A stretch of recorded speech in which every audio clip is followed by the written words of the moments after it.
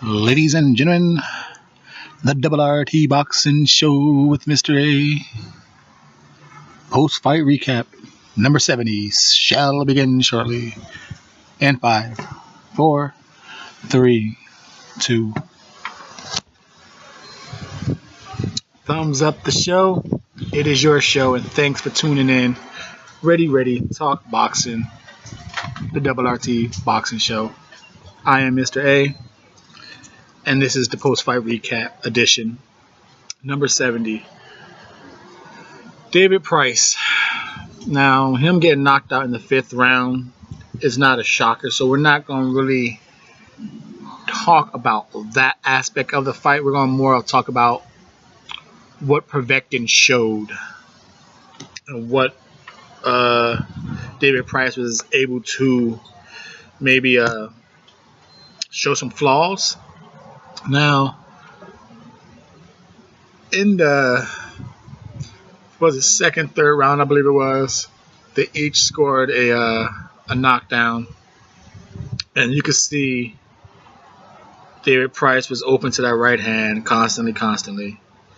You know, Povetkin go down with a left hand to the body, over the hand to the right. It knocked him down in the 3rd, and then eventually that same combination knocked him out in the 5th. You know, he caught him with that same overhand right, wobbled David Price, boom, hit him with the left hand. This time instead of low, hit the left hand to the face, and he was out. That being said, Povetkin, yes, his speed, his reflexes were a little slower. But, you know, he showed the nice, he wasn't a super stationary target. Showed shoulder movement, head movement, moving with the knees and the waist. He didn't look too rugged and sluggish for a 38-year-old man. And you figure, what is next for him? If it's not Joshua, it's got to be Joshua, because his team's not doing nothing else. They already made that known. So what can he possibly bring forth to Joshua? Now, like I said, he goes up and down really well with his punches. So, and I noticed in the Parker fight, Joshua does back straight up. That's a bad defensive sign. So, if he doesn't counter Povetkin's left hook to the gut, if he doesn't counter that, there's a possibility that he's going to back straight up and get clipped, because Povetkin usually hangs. He aims for like the temple with the overhand right. But if Joshua does his bad flaw backing straight up, that instead of the temple, it might clip him on the chin. And so he has a nice jab, Povetkin, that being. His footwork, like I said, he himself comes in and out in a straight line. So it's going to be a dangerous fight for him and Joshua, because someone is going to get clipped hard. I'd be surprised if that fight goes 12 rounds, because you got two fighters who come in a straight line and exit in a straight line. Someone's going to get hit with something off guard, especially with Joshua seeming to get tired and Povetkin being an older man. I see that fight. I could see that fight in a shocking knockout for somebody.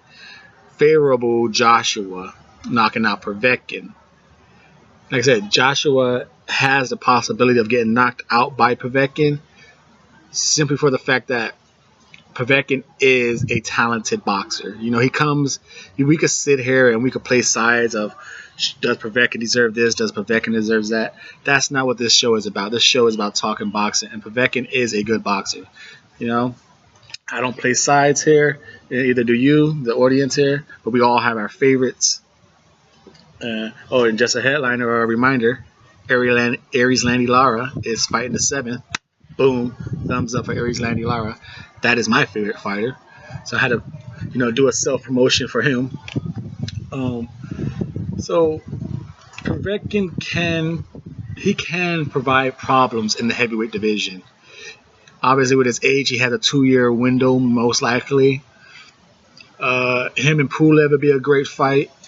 Him and Baby Miller, White, they're all good fights. But obviously with those 2 belts, WBO and WBA, Continental and International, I wouldn't waste my time on anyone but Joshua if I was in Povetkin's shoes, you know? And I would seriously aim for like the first 3 rounds. I would try some serious movement, and my first 3 rounds are like 70% body shots on Joshua. I wouldn't even waste my time trying to hit this dude in the head for the first 3 rounds. You know, I'd probably throw like maybe 20 headshots just to keep the guard going up and down. But I would throw all my shots at Joshua's body for the first 3 rounds. And I believe that's what Povetkin offers as a threat to Joshua.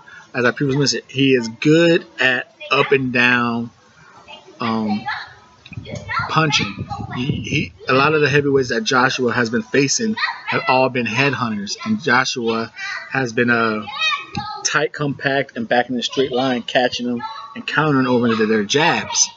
Now he can still counter over Povetkin's body hooks, but I think that as tight as he is, it's going to be different. It's going to be different unless he does a well-training camp and he's ready for it. You know, a nice little inside uppercuts. Joshua has those beautiful uppercuts. He doesn't need much room. He can step back and deliver them. So it's going to be interesting. But like I said, we all knew what Povetkin and Price was going to end up. I didn't think Povetkin would look as good as he did. It was against David Price, but like I said, to me, the punching selection he did up and down with the jabbing himself in, I was impressed, not heavily impressed because of the opponent and the stationary target, really, but I was impressed. But again, when David Price cracked him, that was a hard fight to really judge, because what if David Price was more confident in himself and he let his hands go?